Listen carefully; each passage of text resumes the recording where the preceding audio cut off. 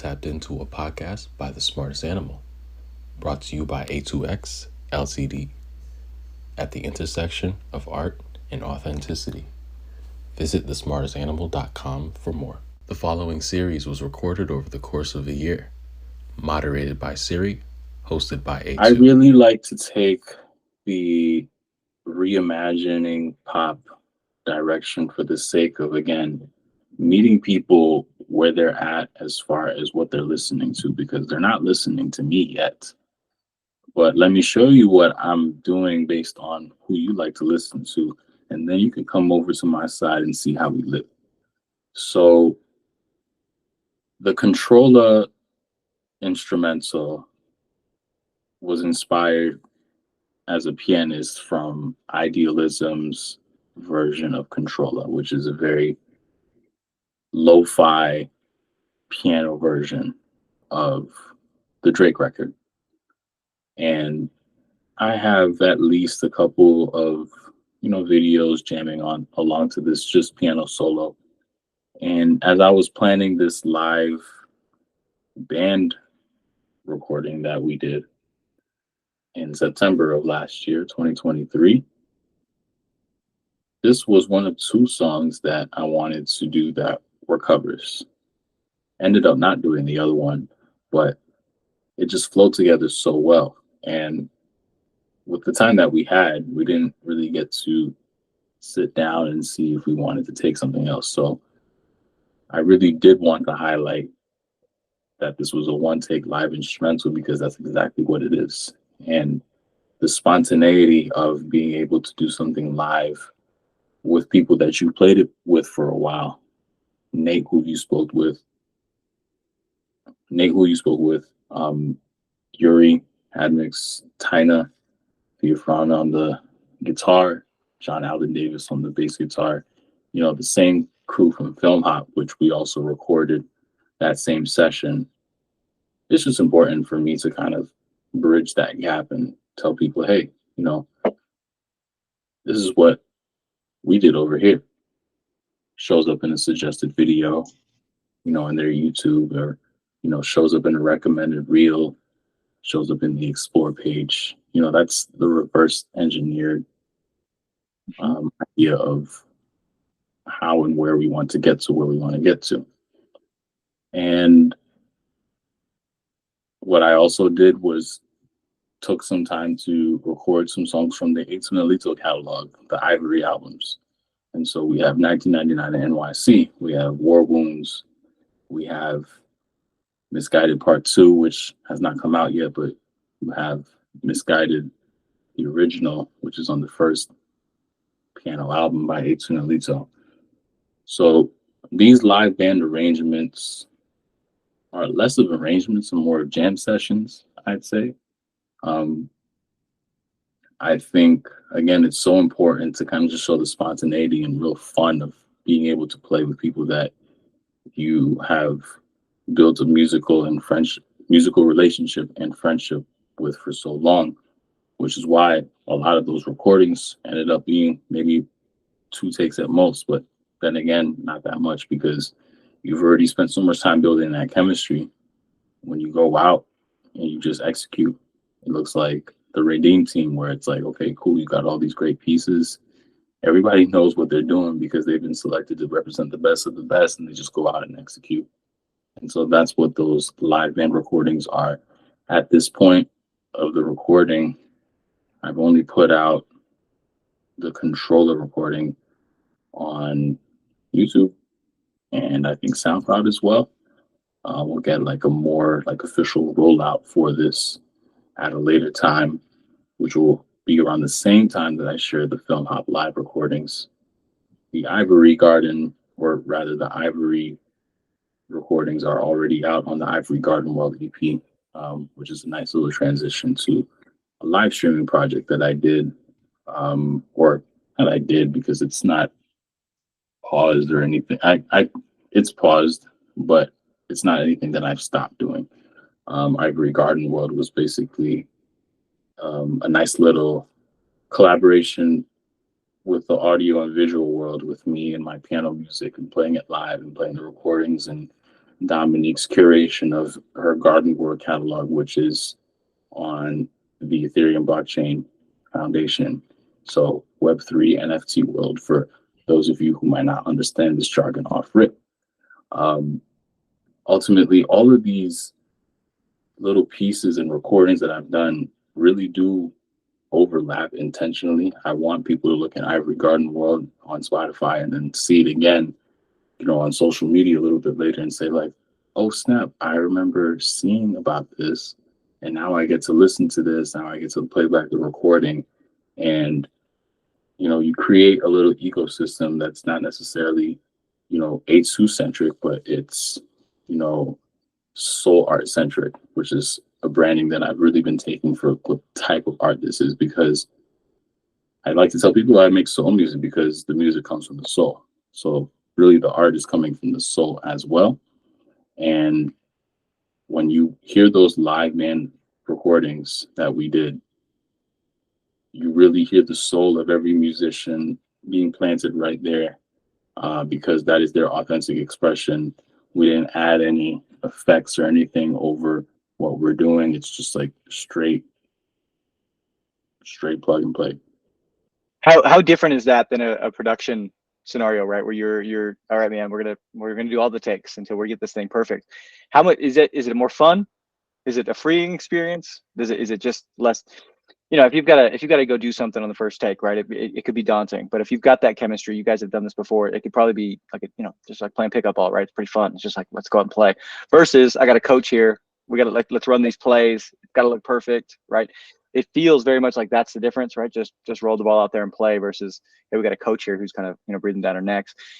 Explain to me how you think about the difference between kind of the live band, right? Jam sessions, if you will, not necessarily arrangements, versus kind of that, hey, this is we're cutting this for a recorded track. It's going to be a production quality type of scenario. Is there a difference in the way you approach that? I think there's a difference. I think that the distinction that you can make between a record that is done in the studio that is quote unquote perfected versus a live version is really just the distinction. Well, I think when you make a studio record, you're doing it based off a concept. And as I mentioned, the same group that I wrote Film Hop album with in Nashville, Tennessee, is the same group that I did these live sessions with. So that continuity and those concepts and those licks and all those runs and notes that we played in those live sessions, they wrote them. So conceptually, they have that down because they understand their contribution to the record. Now we're playing it live. It's more free. There's less sounds that are involved as far as putting it together towards, a fuller quote unquote sound, but that stripped back feeling of having just live instruments versus all these other sound effects and stuff is a contrast that a lot of people can't appreciate, because that minimalism is so I think that minimalism is just so it's so smooth. Like that minimalism is just so smooth into how easy listening it becomes for anybody who comes across it. So ultimately, you have the production having more of a conceptual approach, and when you get in the live room, it becomes more of a feeling. It becomes more of what you capture in that moment versus the technicality that comes with staying in the studio and perfecting something, and what can ultimately hinder you from sounding more free spirited in a sense. And as I said, you gotta let them dream, let the imagination run wild. I tell all the musicians that I worked with in those live sessions, you know your parts, have fun with it.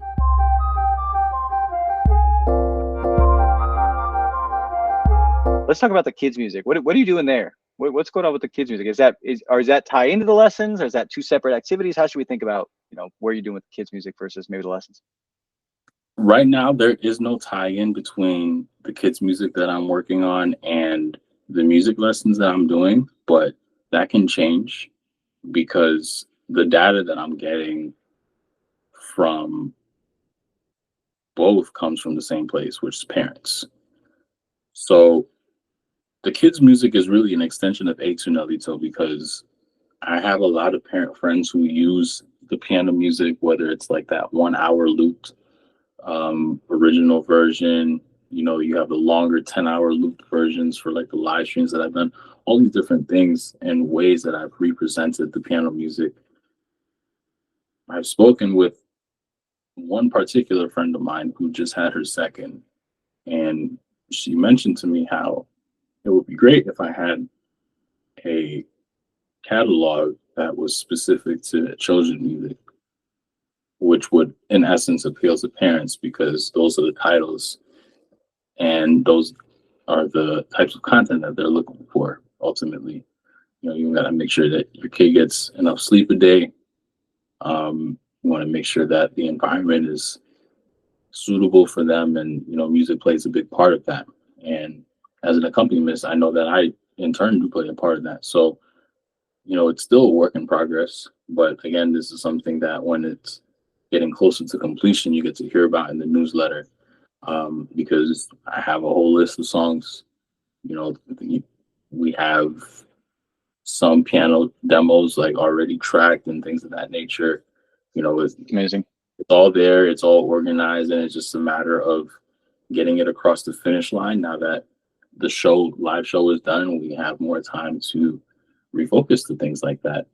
And when it comes to music lessons, when it comes to educating children and adults, because I do teach all ages, it's all about paying it forward, right? If I can pay it forward by way of contributing to your household and having like kids piano music to sleep to, because that's the concept, kids music to sleep to. If I can contribute in that way, I feel like I've, you know, accomplished my role as a musician, specifically with the type of musician that I am, the type of music that I have, and the type of reach that you can have to these groups of people who otherwise might not even find your work. And being able to instill the piano knowledge in the young folk and the students that you have on your roster is pretty powerful because you get to see their growth in real time and you get to empower them. And this is ways that leadership gets developed because you spend this time really speaking life into them and allowing them to dream and allowing them to, my student played Coldplay the other day, one of them. And I was like, hey, do that again. I like that. Keep going. And then I get to show him a different part of the song because I know what song he's playing. He's playing Clocks. Amazing. Let me show you the rest of Clocks. Let me show you the part that nobody really remembers. That kind of thing. Now you know the whole song. Now you can play it. And now you can stunt in front of girls. That kind of thing. I want to be that kind of person. And I feel like I'm being able to live that out by just breathing life into people that way and paying it forward because my existence is finite and I ultimately won't be able to work at this capacity forever. And so being able to spread my reach this way and now into direct to consumer with parents, I think is going to be very insightful and it's very beneficial. No, I think we talked about it earlier, but just that mission of showing young killers that they're killers, right? Showing that giving somebody else the guidebook of the path you walk, right? Maybe you forged the path, but you've given them that guidebook. So I think that's everything. And certainly, it sounds like that's one of your goals. And then similarly, right, again, I'll take it back to business. You had a parent say, here's some feedback. It'd be great if you said, there's a customer I just got feedback from. Let me go explore that. And you see this all the time where businesses get dragged into other businesses, other lines of products as a result of the feedback from their customers, right? Similar, right? The listeners of your music, the patrons of your music have said, hey, this would be amazing. You'd be an amazing children's artist in this vein. And you said, great, pick it up and run that. Let me run with that ball and figure out where we go. So just being able to lean into that and find product market fit as a result of feedback, I think is extremely impressive. And just, again, you're not doing, that's not music, man. That's business. That's doing other stuff where you're saying, cool, I'm getting feedback. Now, what do I do with this? Right? How do I implement this? How is this meaningful to me? So again, that 85 to 15 just comes out in everything we're talking about here, right? It's just 15% is music. You got to have it, but that 85% is nearly, if not more important. Absolutely. And I would even say that when it comes down to it on a per student basis, some of their lessons, if not most of them, are about half an hour. So you might not even get to 15 minutes in some cases of playing time and actually like touching the piano, because you're starting out a student and you're having to establish other things like posture and all these other nuances that ultimately contribute to the most optimal playing experience. And the rest of the week, you're handling everything else from payment to, recommendations for gear. I have a spot on my website, a page on my website.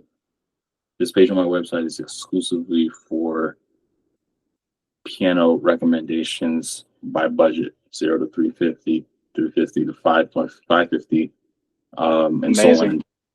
And, providing that resource to the parent as I'm having conversations with them at present about it and saying, hey, this is the direction that you can start looking at. These are the accessories that you need. And once you have all of these, Right. you'll be good. So again, paying it forward and having that resource of information available instead of having to, grope at the internet and grasp at the air for something that you can just build it yourself. Like why would I refer somebody else's website? I could just put it on my own. So that's what I did.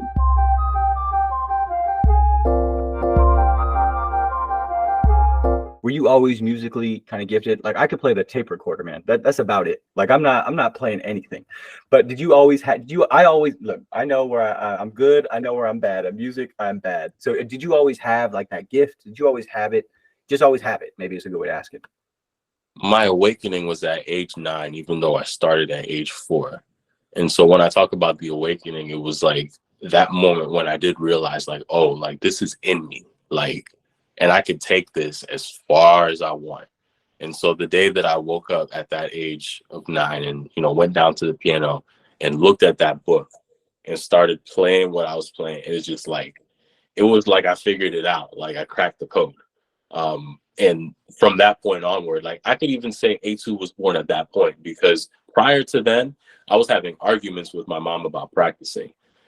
We had just moved to New Jersey at that point. I was about like maybe 7, 8 years old when we had moved. And it was, this is the interesting part about, my trajectory is because I didn't have a teacher, it just wasn't back in my routine to do it. So we moved, no teacher. I'm going to a new school, sports is like kind of very curious to me and things like that. And still to this day, but then like my mom was just always like, play this book, work on this, do this. And, it was just, and I remember those moments very clearly, but then I remember that awakening even more clear. And then like from then on, like my mom never had a problem pushing me.